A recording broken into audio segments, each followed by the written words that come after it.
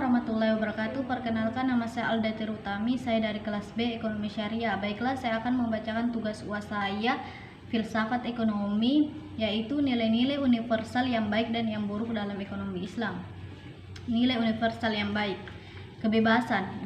Dalam sistem ekonomi sosial tidak mengenal kebebasan individual karena segala sesuatunya diatur ditentukan oleh negara secara sentralistik. Sedangkan dalam sistem ekonomi liberalisme kapitalisme, masalah kebebasan orang per orang sangat mendapatkan tempat yang terhormat, bahkan negara tidak boleh ikut campur dalam urusan mereka, termasuk dalam bidang ekonominya. Dalam Islam, masalah kebebasan ekonomi adalah tiang pertama dalam struktur pasar Islam. Kebebasan didasarkan atas ajaran-ajaran fundamental Islam, atau dengan kata lain, nilai dasar kebebasan ini merupakan konsekuensi logis dari ajaran tauhid, di mana dengan pernyataan tidak ada Tuhan selain Allah, artinya manusia terlepas dari ikatan perbudakan baik oleh Allah maupun oleh manusia sendiri. Keadilan. Adil dalam Kamus Besar Bahasa Indonesia diartikan dengan sama berat, tidak berat sebelah, dan tidak memihak, atau bisa juga diartikan tidak melebihi atau mengurangi daripada yang sewajarnya, serta berpihak pada kebenaran.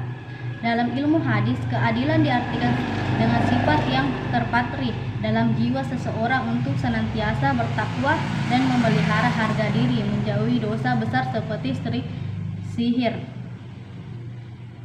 Maslahah. Menurut Islam, maslahah adalah mendatangkan segala bentuk kemanfaatan atau menolak segala kemungkinan yang merusak manfaat, adalah ungkapan dari keseluruhan kenikmatan yang diperoleh dari usaha yang telah dilakukan dan segala hal yang masih berhubungan dengan manfaat tersebut. Sedangkan kerusakan merupakan keseluruhan akibat yang merugikan dan menyakitkan, atau segala sesuatu yang ada kaitannya dengan kerusakan tersebut. Maslahah adalah apa yang kembali kepada kokohnya kehidupan manusia dan kehidupan yang sempurna.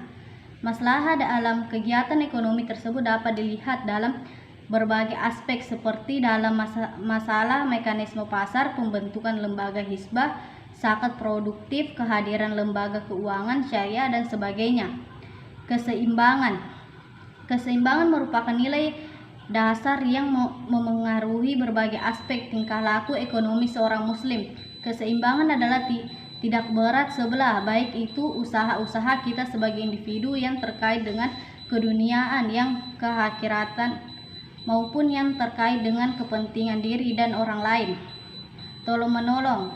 Sikap tolong-menolong adalah sikap yang dalam kebaikan adalah sesama manusia, apalagi dengan saudara seiman. Tolong-menolong yang menjadi prinsip ekonomi Islam. Setiap akad yang dilakukan harus bersifat saling menguatkan semua pihak yang berakad.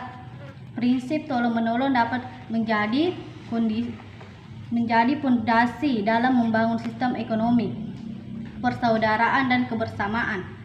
Persaudaraan dalam aktivitas ekonomi dan bisnis adalah kebersamaan universal, kepercayaan bahwa sumber daya adalah amanah, kewajiban agar berpola hidup hemat dan sederhana, dan setiap individu memiliki kebebasan yang dapat dipertanggungjawabkan, dan kebebasan tersebut dibatasi dengan kebebasan antar sesama manusia sebagai wujud dari hablum minan nas, merata.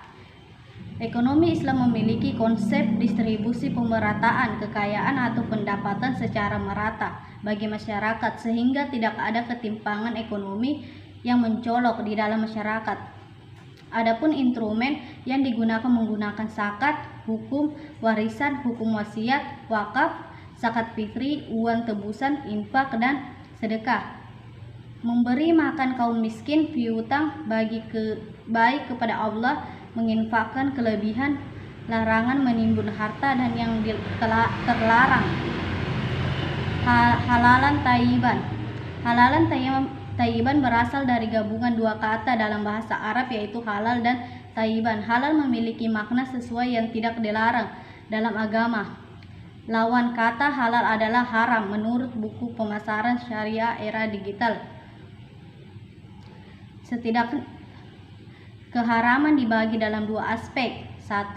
Haram secara zat atau materi yang telah dinyatakan haram oleh syariat. 2. Haram bukan secara zatnya, namun cara memperoleh, cara membeli atau mengelola barang tersebut bertentangan dengan syariat Islam. Nilai-nilai universal yang buruk. Riba. Pengertian riba. Riba adalah pemberlakuan bunga atau penambahan jumlah pinjaman saat pengembalian berdasarkan persentase tertentu dari jumlah pinjaman pokok yang dibebankan kepada peminjam. Dalam agama Islam, riba adalah praktik yang diharamkan bagi umat Islam.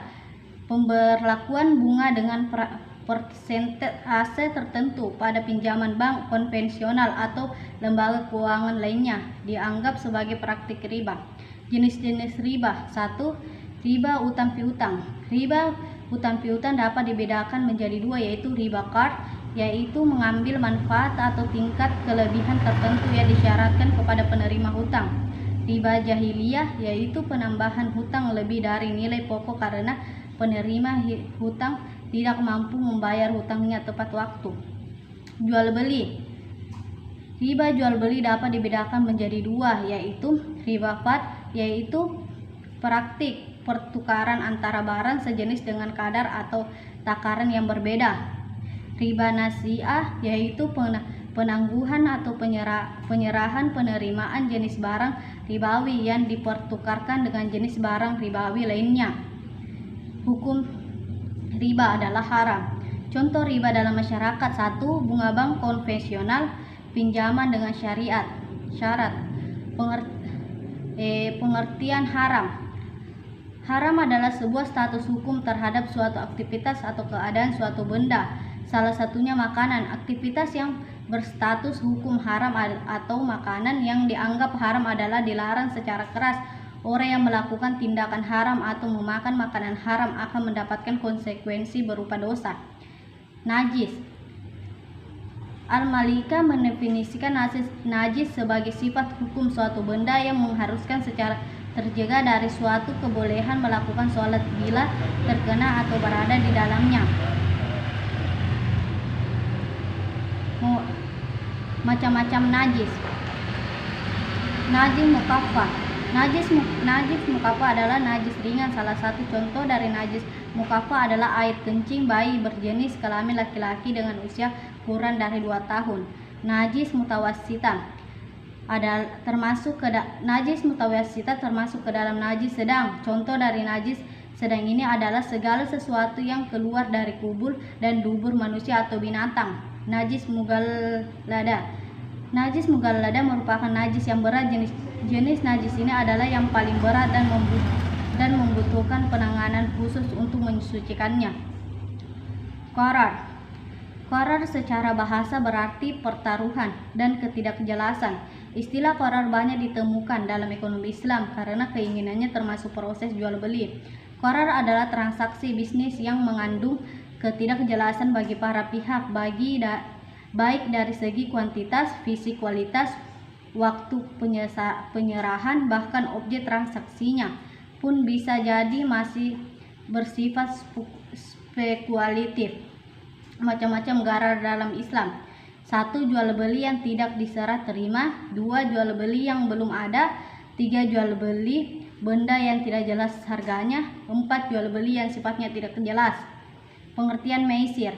Dalam Islam perjudian translate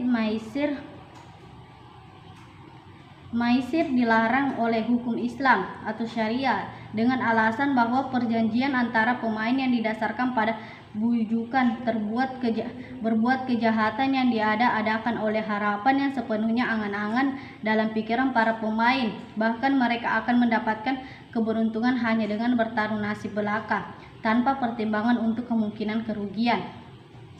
Dasar hukum tentang maisir. Termasuk maisir adalah dosa. Salim.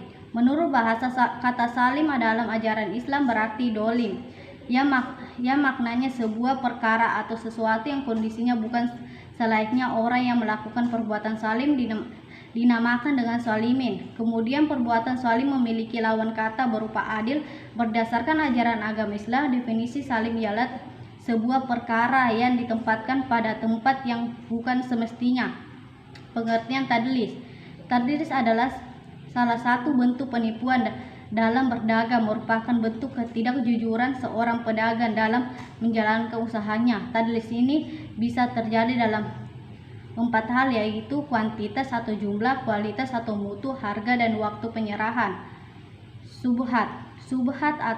Subhat merupakan istilah di dalam Islam yang menyatakan tentang keadaan yang samar tentang kehalalan atau keharaman dari sesuatu. Subhat juga dapat merujuk kepada sebuah keadaan keracuan berpikir dalam memahami sesuatu yang mengakibatkan sesuatu yang salah terlihat benar atau sebaliknya. Pengertian khianat. Khianat adalah lawan dari amanah. Khianat bisa diartikan sebagai suatu perbuatan yang tidak melaksanakan atau menjaga apa yang diamanahkan dan menjadi kewajiban kepada Allah dan Rasul-Nya, begitu juga orang lain atasnya. Khianat adalah salah satu sifat dari orang yang munafik. Sekian dari saya. Wassalamualaikum warahmatullahi wabarakatuh.